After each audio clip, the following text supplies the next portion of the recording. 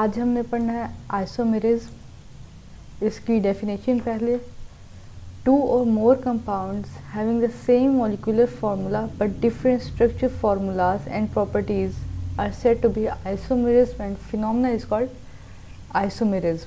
अब क्या होगा, दो या उससे ज़्यादा कंपाउंड्स जिनका मॉलिक्यूलर फार्मूला तो सेम होगा लेकिन उनका स्ट्रक्चर फार्मूला जो होगा वो डिफरेंट होगा और उनकी प्रॉपर्टीज़ भी डिफरेंट होगी, उनको हम आइसोमर्स कहेंगे। वो आपस में एक दूसरे के आइसोमर्स होंगे और इस प्रोसेस, इस फिनोमेना को हम कहेंगे आइसोमेरिज्म। मतलब उनके सेम मॉलिक्यूलर फार्मूला होंगे लेकिन जब हम उनका स्ट्रक्चर ड्रॉ करेंगे फुल, जिसमें बॉन्ड्स वगैरह एटम सब कुछ शो होगा, तो वो डिफरेंट हो जाएगा लेकिन उनका मॉलिक्यूलर फार्मूला सेम होगा। The structure formula of a compound show the arrangement of atoms and bond present in it. अब जब हम उनका स्ट्रक्चर फार्मूला बनाएंगे तो वो स्ट्रक्चर फार्मूला हमें शो करेगा कि उसमें एटम्स कहाँ कहाँ कैसे प्रेजेंट है और उनके दरमियान बॉन्ड्स कैसे बने हुए हैं। The isomers have different physical properties. जो एक कंपाउंड के जो आइसोमर्स होंगे आपस में, उनकी जो फिज़िकल प्रॉपर्टीज़ होंगी वो एक दूसरे से मुख्तलिफ होंगी। अब जैसे ये देख सकते हैं, methane, ethane, propane, no isomerism. पहले जो तीन कार्बन के जो कंपाउंड बनते हैं, मीथेन, इथेन और प्रोपेन, इनके कोई आइसोमर्स नहीं बनते, लेकिन जैसे ही कार्बन 4 हो जाते हैं तो आइसोमर्स बनना शुरू होते हैं, उससे पहले आइसोमर्स नहीं होते। अब जैसे ब्यूटेन के 2 आइसोमर्स हैं, मतलब इन दोनों के स्ट्रक्चर फार्मूला डिफरेंट होंगे लेकिन मॉलिक्यूलर फार्मूला सेम होगा। पेंटेन के 3, हेक्सेन के 5, हेप्टेन के 9, ऑक्टेन के 18, नॉनेन के 35 एंड सो ऑन, ये बढ़ते जाएंगे। Types of isomerism. अब आइसोमेरिज्म की टाइप्स कितनी हैं? पहली है स्ट्रक्चरल आइसोमेरिज्म, दूसरी है ज्योमेट्रिक आइसोमेरिज्म। अब स्ट्रक्चरल आइसोमेरिज्म के जो कि स्ट्रक्चर की बेस पे होंगे और ज्योमेट्री जो कंपाउंड्स की ज्योमेट्रिकल शेप पे डिपेंड करेंगे, उनको ज्योमेट्रिक आइसोमेरिज्म कहेंगे। आज हम सिर्फ पढ़ेंगे स्ट्रक्चरल आइसोमेरिज्म, ठीक। The structural isomerism arise due to different in the arrangement of atoms within a molecule. अब एक मॉलिक्यूल में जो उनके एटम्स की अरेंजमेंट में डिफरेंस होगा, मतलब अगर बहुत से मॉलिक्यूल्स हैं, उनके आपस में जो एटम्स की, उनके अंदर जो एटम्स हैं उनकी अरेंजमेंट में जो डिफरेंस होगा, उसकी वजह से जो आइसोमेरिज्म होगी उसको हम नाम देंगे स्ट्रक्चरल आइसोमेरिज्म का। The structural isomerism can be exhibited in 5 different ways. अब इस स्ट्रक्चरल आइसोमेरिज्म की फर्दर 5 टाइप्स हैं। और स्ट्रक्चर किस वजह से होती है? ज़ाहिरी बात है, ये स्ट्रक्चरल है तो हमें शो यही बात करते हैं कि मॉलिक्यूल के जो एटम्स की अरेंजमेंट डिफरेंट होगी, उस बेस पे ये स्ट्रक्चरल आइसोमेरिज्म होंगी क्योंकि उनके स्ट्रक्चर में डिफरेंस होगा। तो पहली है चेन आइसोमेरिज्म। जैसे कि इसका नेम शो करता है कि उनकी चेन में डिफरेंस होगा, चेन के स्ट्रक्चर में डिफरेंस होगा।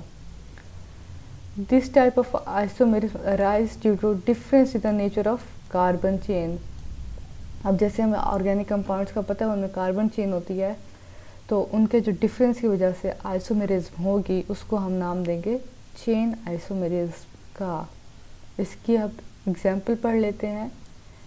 अब पहले है C5H12। अब इसमें आप देखें, इसमें N का मतलब नॉर्मल स्ट्रेट चेन है। अब ये स्ट्रेट चेन है, ये आइसोपेंटेन है क्योंकि इसमें एक ब्रांच है यहाँ पे। और ये 2,2 डाइमिथाइल प्रोपेन, ये है नियोपेंटेन।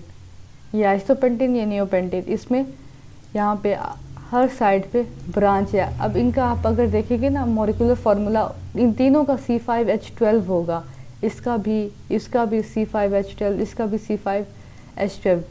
लेकिन डिफरेंस कहाँ है? जब हम इसका स्ट्रक्चर बनाते हैं तो ये हमें बताता है कि ये स्ट्रेट चेन आ जाती है, इसमें एक ब्रांच आ जाती है, जबकि ये नियोपेंटेन स्ट्रक्चर फार्मूला बनाता है। तो ये तीनों जो पेंटेन के हमने पढ़ा है ऊपर 3 आइसोमर्स होते हैं, तो ये तीनों पेंटेन के जो है आइसोमर्स हैं आपस में, क्योंकि इनका मॉलिक्यूलर फार्मूला सेम है लेकिन स्ट्रक्चर फार्मूला डिफरेंट है। अब आगे हम देखते हैं C3H6। अब ये है, पहले है प्रोपीन, फिर है साइक्लोप्रोपेन। अब इसमें भी अब देखेंगे इसका भी C3H6 होगा मॉलिक्यूलर फार्मूला, इस वाले का भी C3H6 होगा मॉलिक्यूलर फार्मूला, लेकिन डिफरेंस कहाँ पे आ रहा है, इनकी कार्बन चेन में। इनकी कार्बन चेन मुख्तलिफ है, इसकी स्ट्रेट चेन है और इसमें एक डबल बॉन्ड है, जबकि ये एक रिंग स्ट्रक्चर बना हुआ है, रिंग्स, और इसमें एक हर जगह सिंगल बॉन्ड है। तो ये दोनों आपस में एक दूसरे के आइसोमर्स हैं, क्योंकि और चेन आइसोमर्स हैं क्योंकि इनकी चेन डिफरेंट है दोनों की।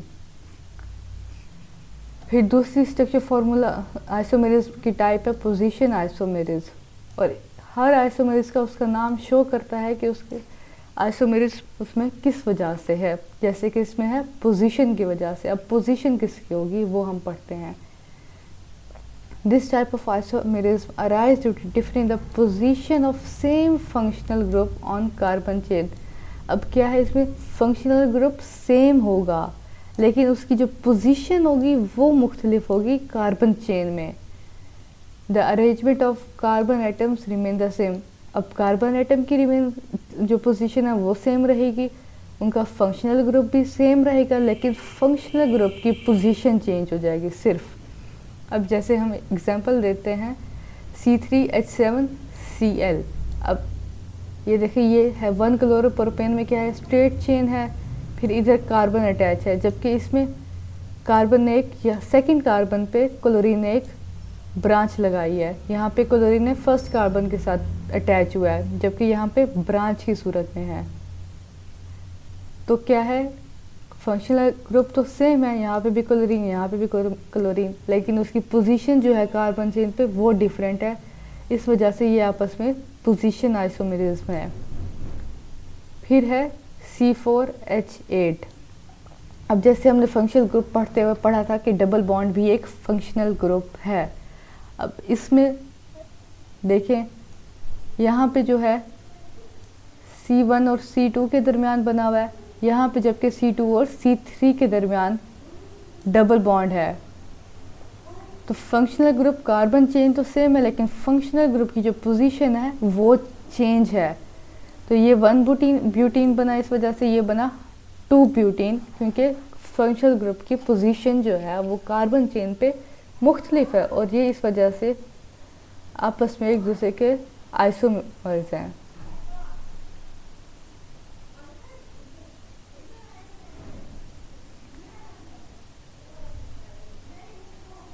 फिर पढ़ेंगे हम फंक्शनल ग्रुप आइसोमेरिज्म। अब इसमें क्या है, फंक्शनल ग्रुप, जैसे इसका नाम शो करता है, इसमें क्या चेंजिंग होगी, the compound having same molecular formula but different functional group.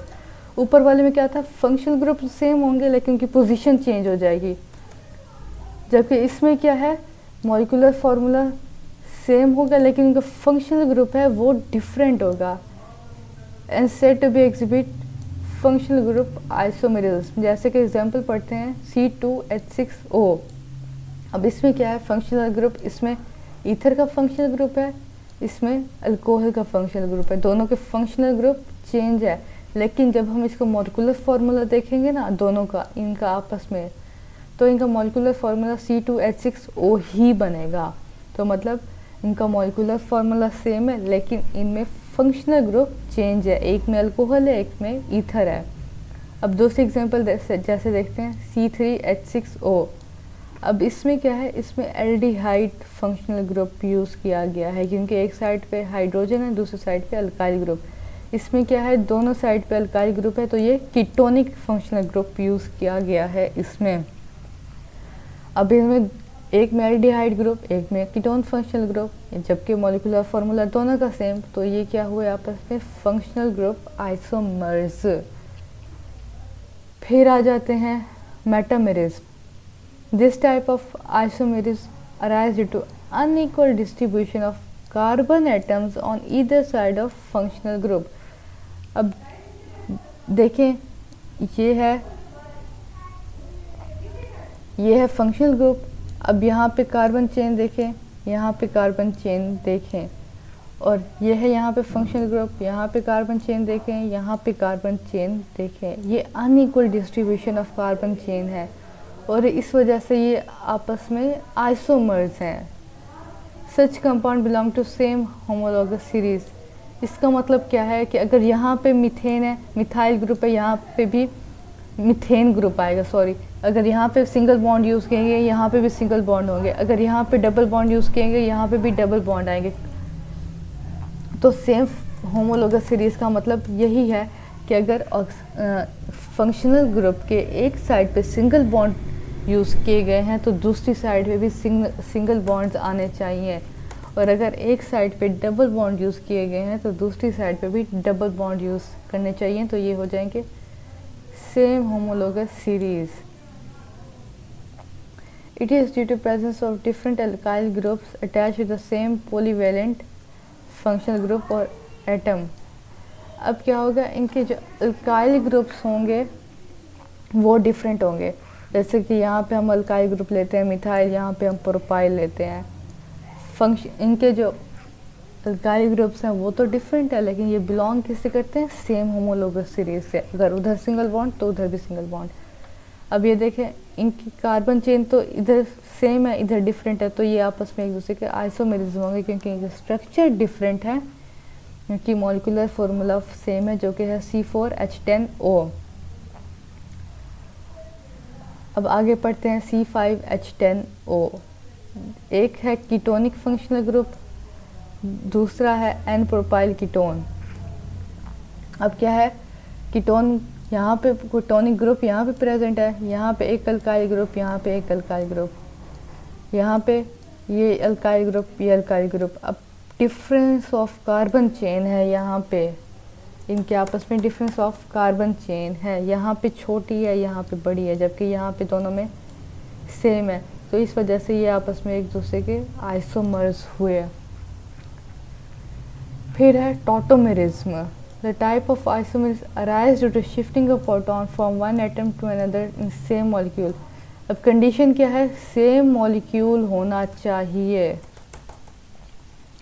अब और एक प्रोटॉन एक एटम से दूसरे में शिफ्ट होगा लेकिन सेम मॉलिक्यूल में। जैसे ये एग्जांपल हम लेते हैं अमाइनो एसिड की। अब यहाँ क्या है, ये मॉलिक्यूल तो सेम है, इसमें क्या है, जो प्रोटॉन है वो यहाँ से कार्बोक्सिलिक ग्रुप से अमाइनो ग्रुप में शिफ्ट हो गया है, और ये नेगेटिव आ गया, यहाँ पॉजिटिव आ गया, क्योंकि यहाँ एक हाइड्रोजन कम और यहाँ ज़्यादा हो गया। तो shifting of proton from one atom to another in same molecule, तो इसको हम नाम देंगे टॉटोमेरिज्म का। अब इसमें भी ऐसे ही हुआ है। अब इसका जो हाइड्रोजन था वो यहाँ से ऑक्सीजन पे शिफ्ट हो गया है, ये बॉन्ड यहाँ से ब्रेक हो गया है एक, जबकि यहाँ डबल बॉन्ड बन गया है, तो ये विनाइल अल्कोहल बन गया है। और सेम ही मॉलिक्यूल में एक एटम से दूसरे एटम प्रोटॉन शिफ्ट हुआ है, तो ये बन गया है टॉटोमेरिज्म, इसको हम नाम देंगे। तो ये था आपका आज का लेक्चर। कल फिर इंशाल्लाह हम ज्योमेट्रिक आइसोमेरिज्म पढ़ेंगे। अपनी अटेंडेंस लगा दीजिएगा। अल्लाह हाफिज़।